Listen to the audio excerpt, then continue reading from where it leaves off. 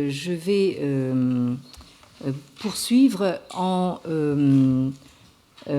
essayant de remplacer le professeur Ron Saucy de l'université de Chicago, qui devait donc venir faire sa présentation, mais qui, à la différence de William Marks, n'a pas eu un problème de santé, mais un problème plutôt familial qu'il a retenu aux États-Unis, et donc qui a accepté que je présente sa communication à sa place. Alors je trouve très dommage que Ron Saucy ne soit pas avec nous, parce que vous auriez vu tout de suite pourquoi je considère que c'est d'abord un rare collègue vraiment aimable, c'est-à-dire au sens propre du terme, qu'on aime tout de suite, et un encore plus rare collègue américain, parfaitement francophone. Alors, Ron Saucy est considéré d'ailleurs par ses collègues américains comme un Wunderkind, c'est-à-dire en fait un enfant prodige, qui s'est très tôt signalé par évidemment la finesse de son intelligence, l'étendue de sa culture et aussi ses capacités linguistiques. C'est quelqu'un qui manie avec la même aisance l'anglais, le français, le chinois et peut-être aussi d'autres langues que j'ignore. Alors, je lui ai demandé de m'envoyer quelques mots d'introduction, et à sa façon extrêmement modeste et souriante, il m'a prié de dire ceci. Donc, Ron Saucy, c'est quelqu'un qui a été helléniste dans sa première jeunesse et qui s'est converti au chinois ici à Paris, à l'Institut des langues orientales. Donc voilà, enfin, nos institutions servent quand même à quelque chose. Et il a ensuite poursuivi une brillante carrière de comparatiste, donc en littérature comparée, à UCLA, donc University of California at Los Angeles, Stanford, Yale et enfin Chicago. Alors excusez du peu, hein, vous voyez un peu la trajectoire. Bon. Donc actuellement, il enseigne à Chicago la littérature comparée, avec évidemment un accent particulier sur la littérature chinoise. Alors, il a une bibliographie évidemment très, très longue, et il m'a demandé de signaler simplement les derniers livres parus, qui sont The Making of Barbarians, China in Multilingual Asia, donc la fabrique des barbares, la Chine dans une Asie plurilingue. Alors je vous recommande très, très fortement la lecture de ce livre, où justement Ron Saucy s'interroge sur le prétendu monolinguisme chinois, hein, et il explore justement en fait la périphérie, les frontières, pour faire un petit peu comme moi, c'est un peu mon dada aussi, décentrer donc cette Chine. Et parmi ses derniers livres parus, il y a également un recueil de ses essais parus et traduits en chinois, donc en 2023. Et en m'envoyant ces éléments, donc Ron Saucy conclut en citant son propre père, qui justement, enfin, Ron me dit que c'est son père qui l'a initié à la lecture de Borges, et son père disait « Borges forever ». Voilà. Alors, maintenant, voici sa communication qui s'intitule donc « Le corbeau et les ménards, réécriture, traduction, modernité, Ségalène, Cavafy, Borges ». Le cas Pierre Ménard est connu, surtout en France, où l'on aime à prolonger la vie du personnage par des aventures et des publications supplémentaires. Michel Lafon a écrit Une vie de Pierre Ménard, suivi peu après de La vraie vie de Pierre Ménard de René Ventura. Gilles Deleuze, Antoine Compagnon, Roger Chartier, parmi d'autres, se sont penchés sur la petite nouvelle de Borges qui a révélé au monde le poète imaginaire nîmois. Mais soyons exacts, le protagoniste de ces nouvelles narrations, l'ami des Oulipiens et des Lacaniens, s'appelle bien Ménard avec l'accent aigu, alors que le romancier argentin le nomme Menard, sans accent. Effet de traduction, cet accent aigu qui fait plus français, fait plus authentique, là où l'authenticité n'est pas à chercher, nous dirons Menard, donc écrit sans accent, pour marquer la différence.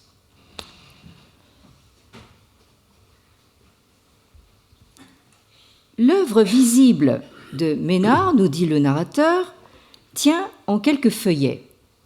Un sonnet, des essais, des échanges polémiques, des traductions. Un écrivain mineur donc, et qui, vu de profil, s'éclipse presque entièrement. Mais ce qui a fait le renom de Ménard, c'est l'œuvre invisible qu'il a laissée. L'autre, la souterraine, l'interminablement héroïque, la sans pareille. Également, hélas, pauvres possibilités humaines, l'inachevé. Cette œuvre, peut-être la plus significative de notre temps, se compose des chapitres 9 et 38 de la première partie du Don Quichotte et d'un fragment du chapitre 22. Vous avez donc cette citation à l'écran. L'œuvre fantomatique de ce Ménard, auteur du Quichotte, fait vaciller la conception que nous avons d'un auteur, car son écriture ne consiste qu'en une réécriture, une reproduction à l'identique de quelques pages du roman de Cervantes, à cette différence près que les mêmes mots prennent un sens tout à fait nouveau sous la plume d'un écrivain français du XXe siècle, ami de Valéry, lecteur de Nietzsche et de William James. Quand Cervantes écrit « La vérité dont la mer est l'histoire », ce n'est qu'un lieu commun typique de son temps, qui aurait pu être écrit par tout le monde. Mais quand les mêmes mots paraissent sous le nom de Ménard, ils sont chargés de toute l'histoire et de toute la pensée des 4 siècles qui nous séparent de Cervantes et paraissent par conséquent étonnamment originaux. La nouvelle de Borges, publiée pour la première fois en 1944 et souvent republiée et traduite, a connu un destin similaire. La tentative de Pierre Ménard change de sens avec l'évolution du contexte intellectuel. De l'anecdote absurde qu'elle était pour ses premiers lecteurs, elle est passée à l'état de Gedankenexperiment, expérience par la pensée, grâce à certains lecteurs, comme Michel Foucault, qui ont retenu sa valeur de provocation pour alimenter une réflexion sur la fonction d'auteur. Au bout de 80 ans, le paradoxe est devenu doxa. Consensus, nous sommes tous des Pierre Ménard. Manque pourtant une motivation à cet effort surhumain de réécriture. Le déclic serait à trouver dans l'obligation d'originalité, titre suprême de l'écrivain, qui veut être plus qu'un écrivain. On aurait pu penser que l'originalité découle de la personnalité d'un auteur. D'accord pour les romantiques, mais il se fait tard. L'originalité résulte d'un calcul. Si l'on en croit l'essai d'Edgar Poe, The Philosophy of Composition, où l'auteur déduit ou fait semblant de déduire, point par point, les propriétés nécessaires et adéquates pour la création d'un effet littéraire maximal.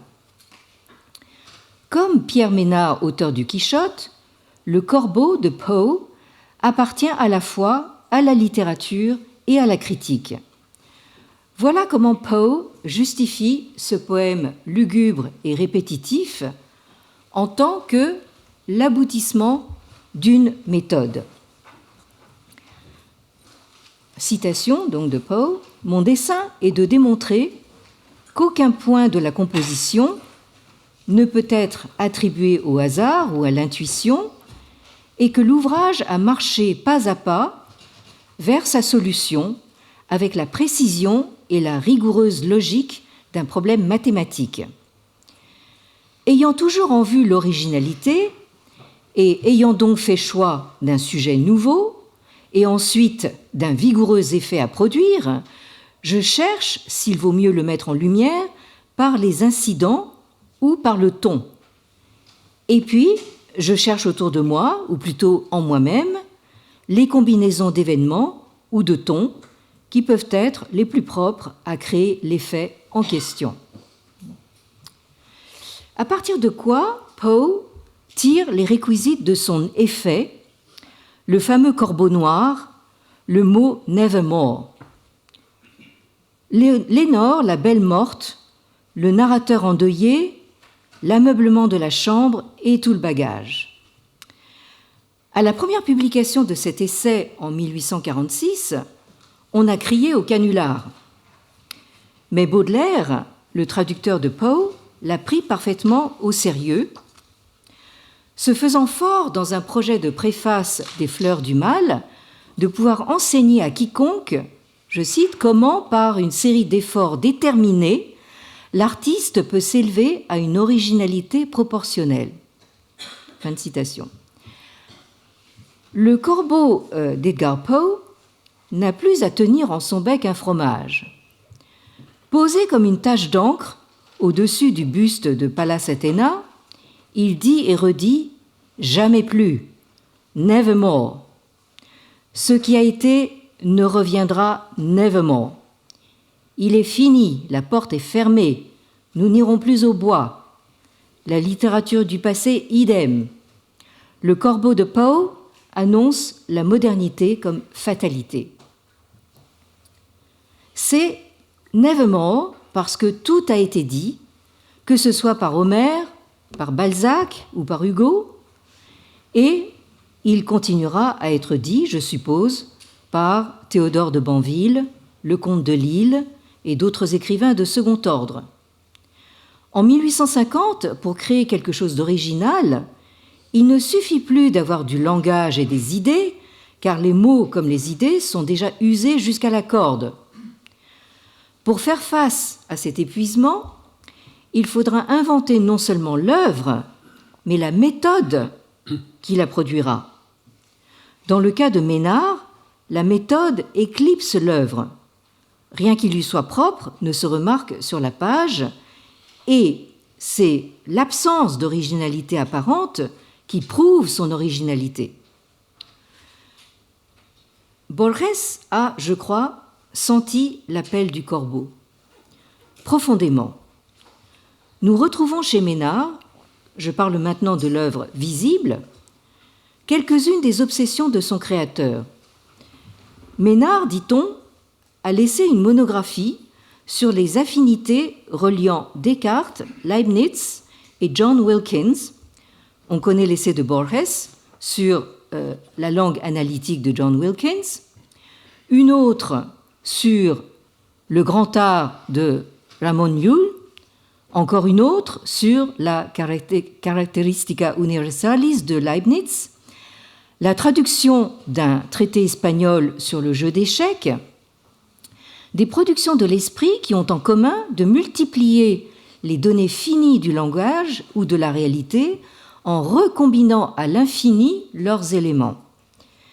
Ces auteurs, ces motifs, reparaissent à l'envi dans les écrits de fiction et de non-fiction de Borges. Appliquée à l'histoire, la méthode combinatoire livre des événements possibles ou concevables, une substitution de liens de causalité ou d'implication, avec un apport de substances nouvelles, nulles ou minimes. le jardin des sentiers qui bifurquent nous impose le sens que le temps n'existe peut-être pas. Ou bien, cette méthode fait jouer une logique et une motivation disparates de celles connues de tout le monde, accomplir un meurtre par exemple, non pas pour tuer la victime, mais pour faire transmettre le message inscrit dans son nom de famille Albert. Partir du connu et du stable, créer l'hypothétique et le variable, et rendre compte de la pseudo-histoire qui en résulte dans une écriture lisse comme l'objectivité même, voilà la formule qui peut résumer un grand nombre des fictions de Borges.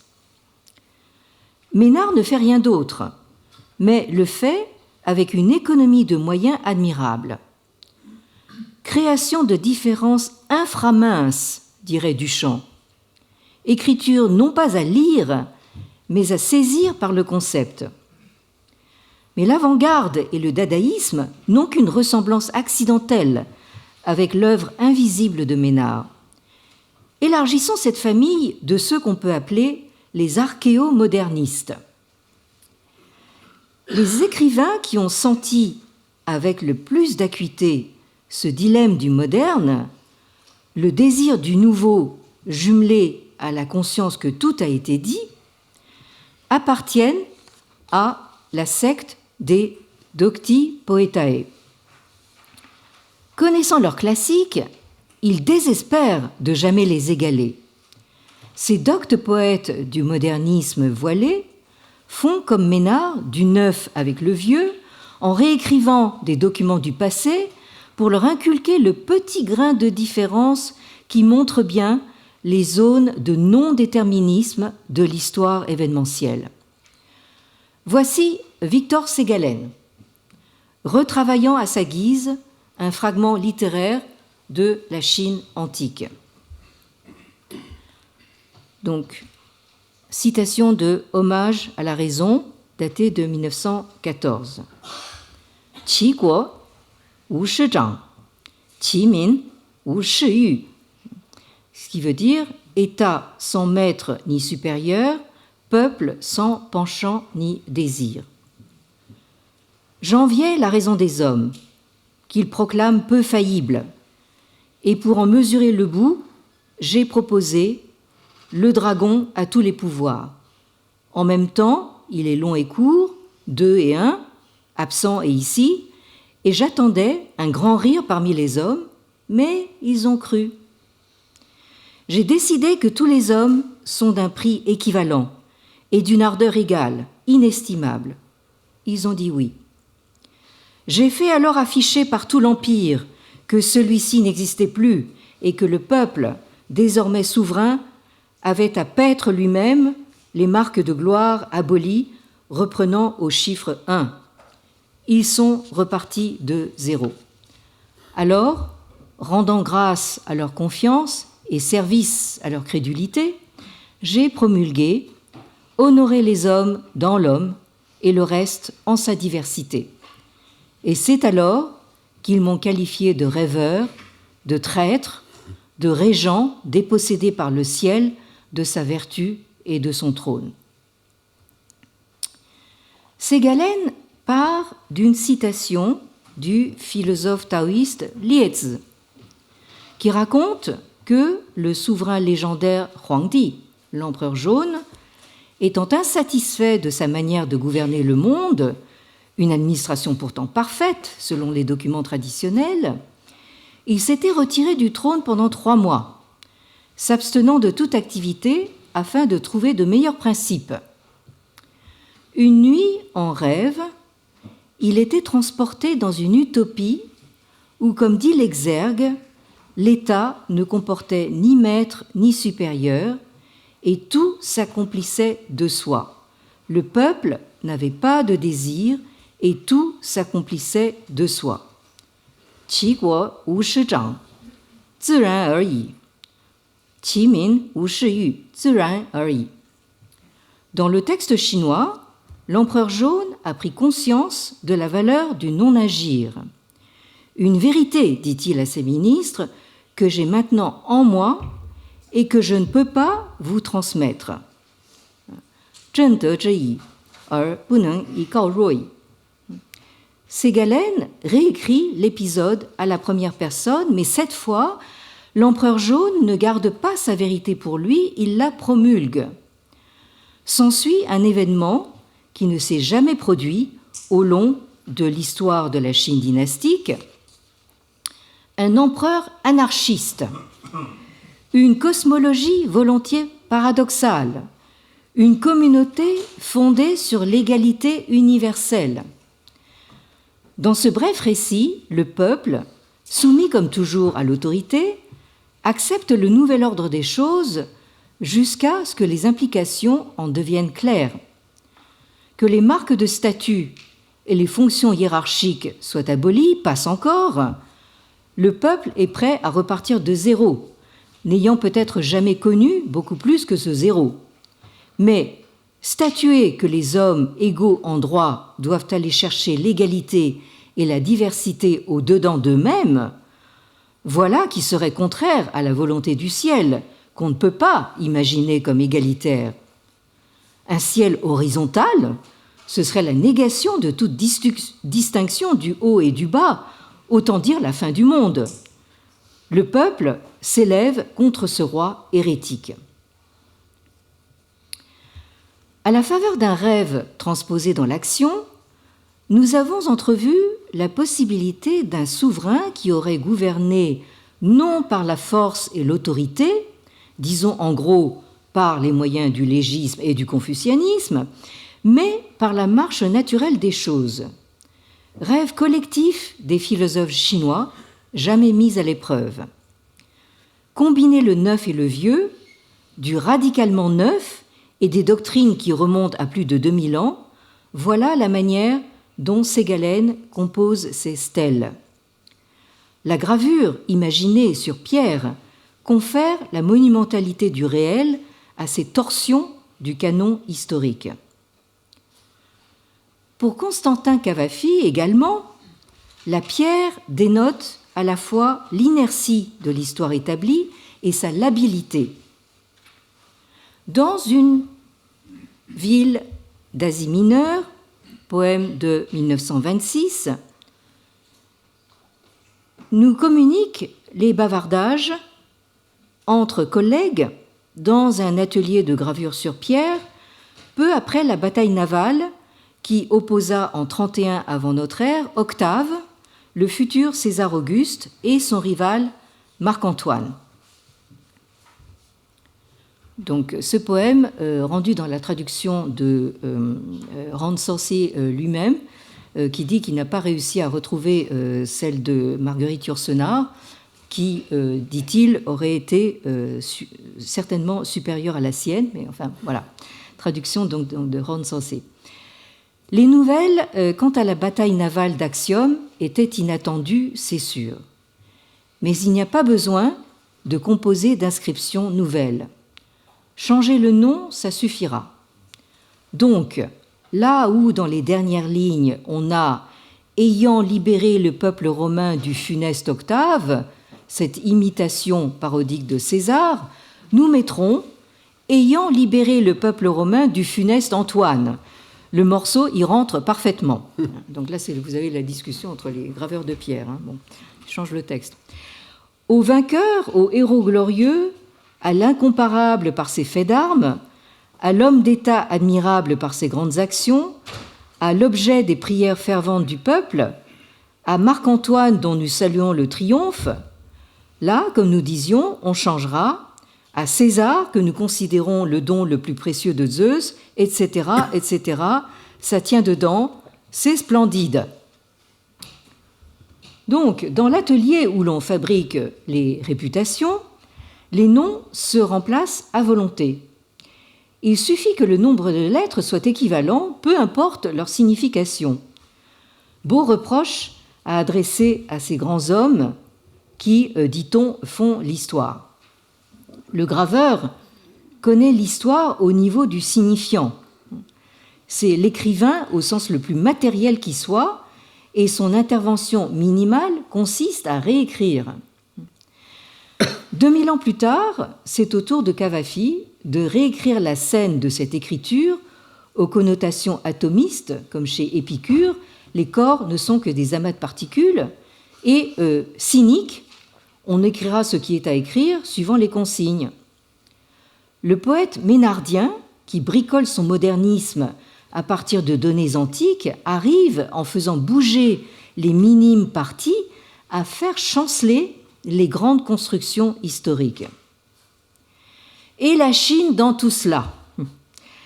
Par son écriture, la Chine échappe à la bibliothèque de Babel que Borges conçoit, rappelons-le, alphabétiquement, comme un jeu infini des 25 lettres. La fameuse encyclopédie chinoise de l'essai sur John Wilkins, invoquée par Foucault, ne signifie pas tant l'impossibilité nue de penser cela, un espace impensable, qu'une disposition alternative des choses, sereine et autosuffisante comme la nôtre, perçue comme à travers le rideau d'un langage indéchiffrable. Dans Le Congrès, nouvelle qui raconte comme tant d'autres l'ambition insensée d'un petit cénacle de maîtriser un savoir universel, le narrateur nous confie avoir, je cite, caressé avec respect les tomes soyeux d'une certaine encyclopédie chinoise dont les beaux traits d'encre me paraissaient plus mystérieux encore que les taches du pelage d'un léopard. Le mystère est celui de l'indécomposable. Borges ne s'est jamais mis à raconter la fascination de Leibniz pour le livre des mutations, une cosmologie combinatoire plus économe en moyens encore que l'alphabet. Mais c'est une histoire où Borges aurait trouvé son bonheur. Nous réserverons donc pour une nouvelle fiction le passage où un narrateur qui ressemble à Jorge Luis Borges tombera sur les vestiges d'une académie secrète dédiée à l'approfondissement des caractères de Cauchy, autrement dit des hexagrammes et de l'arithmétique binaire, dans lesquels Leibniz croyait reconnaître ses propres espoirs d'une characteristica universalis et d'une religion cosmopolite à inventer. Dessein frustré dans son temps, mais qui a peut-être continué en souterrain à former les esprits et à préparer l'apocalypse du savoir.